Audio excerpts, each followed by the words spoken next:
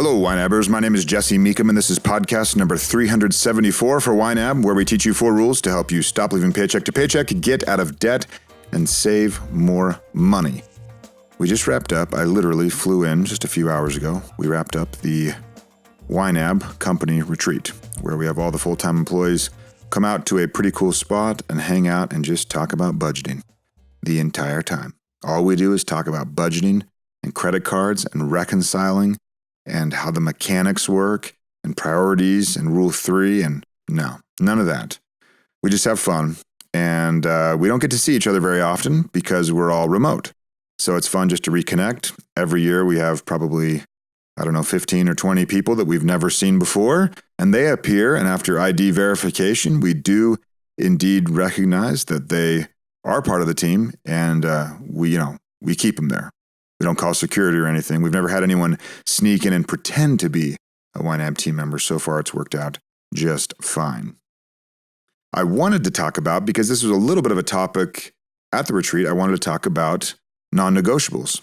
And I've mentioned this before on the podcast. I think it is a key principle as you think about your own budgeting, your own priorities. The 2 non-negotiables that I've mentioned in my past were the fact that Julie and I, when we married, we knew we wanted to have kids at some point. And we decided very early on that Julie would just focus 100% full-time on the baby once the baby was born. She wouldn't worry about working.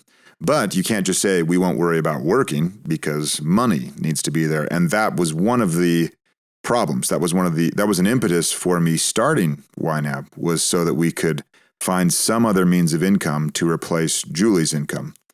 And that worked out just well. I shouldn't say well, that worked out perfectly, swimmingly. The second non-negotiable for us was we didn't want to borrow money for school because we needed the income, or we could have borrowed money and covered the gap. We probably would have had to borrow $7,000, $8,000 to get me through 2-3 years of school. We just had a shortfall, a shortfall per month of about $350. And that was all we needed. But I just said to myself, no, we don't borrow debt. It did not even enter my mind to walk into the financial aid office and borrow money. We did get some financial aid. What are those called? Pell Grants?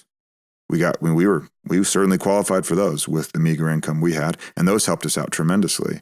But beyond that, we would have been well short of our desire to have Julie be able to stay home full time with the new baby, and for me to wrap up school, keep going to school full time, while also being able to work and all that. So we had these 2 bits, this rock and a hard place. We were stuck between those. And the neat thing about that is we didn't budge. A non-negotiable means it's not up for debate. It's not a question.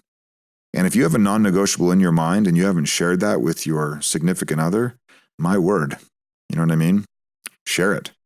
Ask each other what they are. You'll probably agree on, 9 out of 10, 90 out of 92. I don't know. You'll agree on most every single one of them, I'm sure. Otherwise, it would have been fleshed out already in some kind of discord, probably, around money. And maybe you would have blamed the budget for that discord, but it's really just highlighting where communication is lacking. But that's just where you dive in, you turn on some bright lights, and you shine it in that dark corner that you don't want to talk about. And you just shine light on the problem and say, well, what are our non-negotiables? What do we really care about?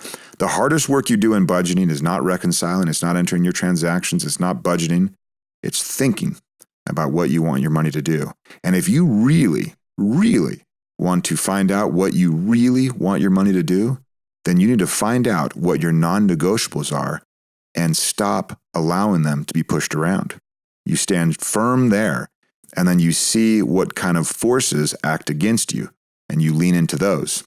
As you lean in, that's where your priorities start to be fleshed out. You're being squeezed, in a sense, between these things where you're saying, no, I will not budge on this. I will not budge on that. And then that not budging with forces acting upon you squeezes you, and out come your priorities. Also, out comes a lot of creativity, a lot of indomitable will that's buried deep inside you, and it all comes out for your good. So think about what they are. Be clear with yourself what those are, and then act accordingly. Until next time, follow YNAB's 4 rules and you will win financially. You've never budgeted like this.